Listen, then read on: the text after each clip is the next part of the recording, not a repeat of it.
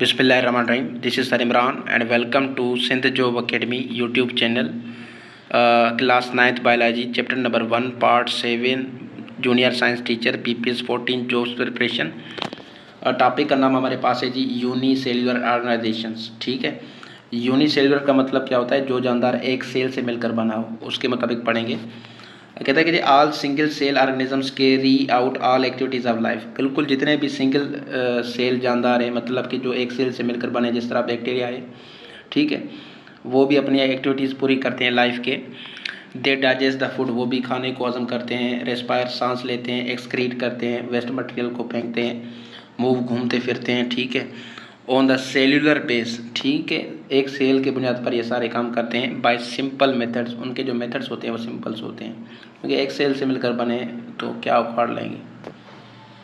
Bacteria हो गया, amoeba हो गया, ये मिसाल याद रखने हैं. पैरामीशियम हो गया, euglena are common examples of unicellular organisms. तो ये क्लियर हो गया, उम्मीद है. उसके बाद है जी कॉलोनियल ऑर्गेनाइजेशंस. ठीक है, जिस तरह कॉलोनी होती है ना, उसको बोलते हैं colonial organisation.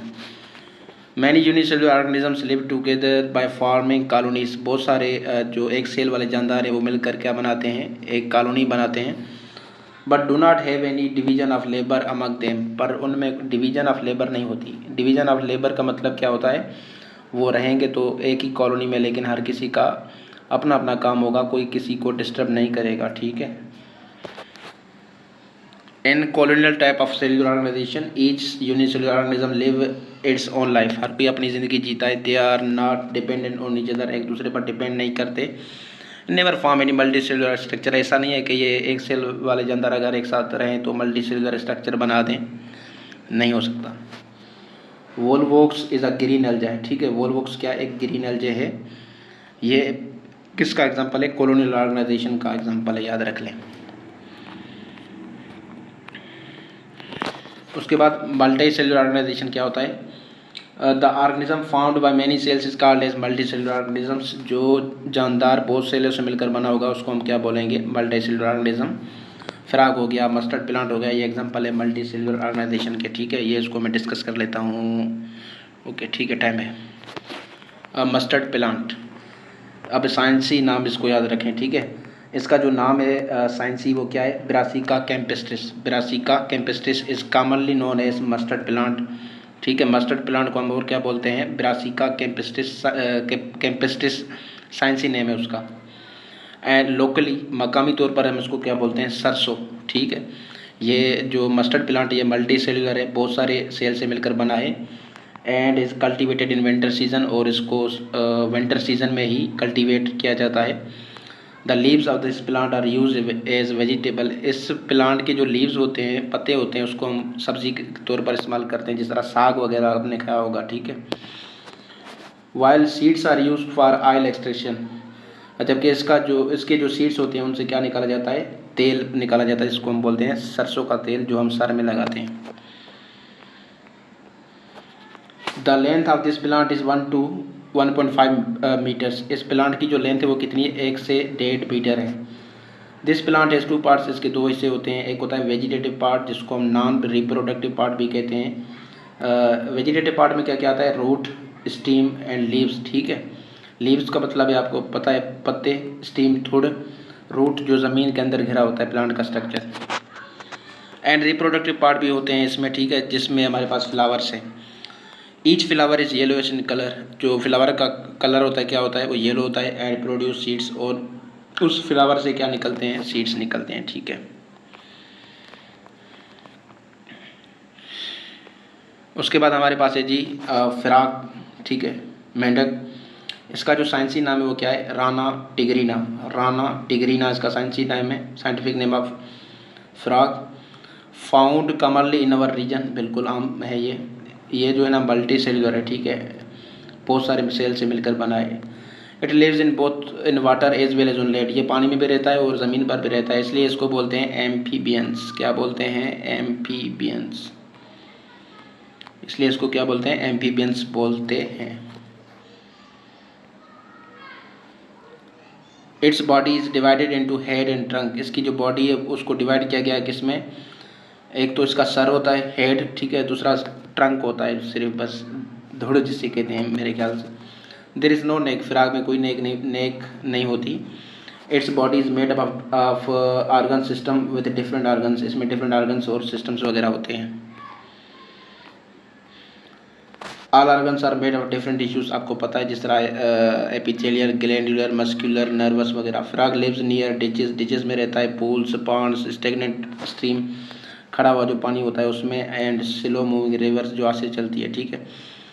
It feeds on small insects, इसकी जो खाद्य खुराक वो क्या है, इंसेक्ट्स हैं, जीत है, इसलिए ये इंसेक्टिवोर है, याद रखें। ये फ्रॉग है, ठीक है, आपको नज़र आ रहा है भाई।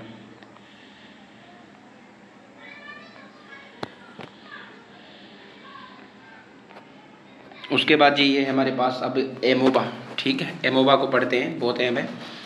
एमोबा जो है ना एक यूनिसेल्युलर ऑर्गेनिज्म है, ठीक है, ये आपको मड में मिलेगा, मड ऑफ शेलो पॉन्ड, मतलब कि जो गारे वाला पानी होता है या कोई ज़मीन होती है उस पर थोड़ा पानी खड़ा होता है, ठीक है, उस जगह पर आपको ये एमोबा मिलेगा, पूल्स में मिलेगा, and at any stagnant water, या खड़ा हुआ जो पानी होता है उसमें आपको मिलेगा। इसकी जो साइज़ है वो कितनी है, 0.25 मिलीमीटर।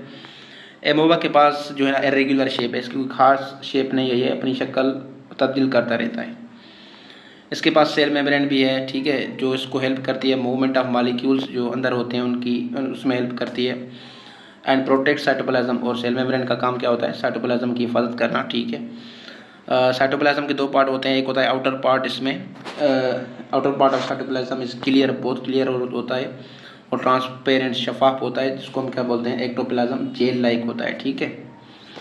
और जो इनर पार्ट है उसको हम क्या बोलते हैं, एंडोप्लाज्म, वो सोल होता है, मतलब उसमें पानी ज़्यादा होता है।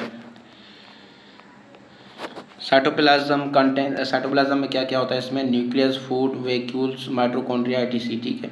अब ये एमसीक्यूज खास बनेगा। एमोबा जो है ना मूव करता है फॉल्स फीट से, मतलब कि उसके पास पाँव तो नहीं होते ओरिजिनल ट्रू फीट, लेकिन वो बनाकर ऐसी शक्ल बनाता है कि फॉल्स फीट से घूमता है, ठीक है, उसको हम बोलते हैं सूडोपोडिया। क्या बोलते हैं, सूडोपोडिया। ये आपको स्ट्रक्चर नज़र आ रही है, ठीक है, फिर एमोबा की, ठीक है, इसको देख लें, ये जो थ्योरी पढ़ाई है इसमें अप्लाई करें।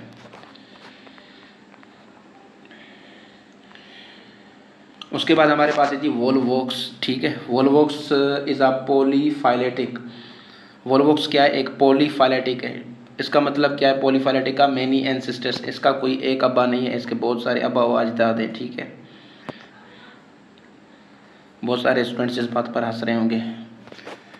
जेनस ऑफ क्लोरोफाइट ग्रीन अल्जा है, ठीक है, ये किसकी जेनस है, क्लोरोफाइट ग्रीन अल्जे की, ठीक है, इन द फैमिली ऑफ वोल्वोसिया। इसकी फैमिली क्या है, वोल्वोसिया, और जेनस क्या है, क्लोरोफाइट ग्रीन अल्जा। It forms spherical colonies of up to 50,000 cells, ठीक है, ये एक स्फेरिकल मतलब गोल कॉलोनी बनाता है 50,000 सेल्स तक। They live in a variety of fresh water habitats, fresh water में रहते हैं, and were first reported by Antonie van लीeuwenhoek इन 1700। और इसके बारे में सबसे पहले किसने बताया था, एंटोनी वॉन लीeuwenhoek 1700 में बताया था, ठीक है जी। ये इसकी शक्ल आपको नज़र आ रही होगी, ठीक है, ये वोल्वोक्स है, इसमें थ्योरी है, ये थोड़ी पढ़ लेते हैं। वोल्वोक्स वंस कॉल्ड अल्जाई, वन वोल्स को पहले क्या कहा जाता था, algae, that live together in a colony, जो कि एक साथ कॉलोनी में रहते थे। Each Volvox cell has 2 flagella, हर वोल्वोक्स सेल में क्या होते हैं, कितने फ्लैजिला होते हैं, 2 फ्लैजिला होते हैं, ठीक है। फ्लैजिला जो है आपस में मिलते हैं, रोल करते हैं फ्रेश वाटर में, और ये मूव करता है। वोल्वोक्स सेल्स में क्या होता है, क्लोरोफल भी होता है, and make their own food by photosynthesis. वाह, These photosynthetic organisms are an important part of many aquatic ecosystem, बिल्कुल ये बात तो कॉमन है। Volvox are not harmful to humans, humans के लिए हार्मफुल नहीं है, because they don't produce in toxic substance, क्योंकि ये कोई जहरीला मादा सब्सटेंस नहीं पैदा करते। तो चैप्टर नंबर 1 हो गया फिनिश, ठीक है, ये समरी है, समरी आप खुद पढ़ें, बहुत ईजी है, हर चीज़ तो मैं नहीं पढ़ा सकता, समरी को आप देख लें, ठीक है। ये वही बातें होती है समरी में मेन जो हम पढ़ते हैं, जो एमसीक्यूज में अहम होते हैं। चैप्टर हो गया फिनिश। अब ये जो एमसीक्यूज है, ठीक है, ये आप खुद सोल्व करें, या मैं इससे सोल्व करा दूंगा, कमेंट में लाजमी बताएं। पहले लेक्चर सुने सारे, फिर इसको हल करें।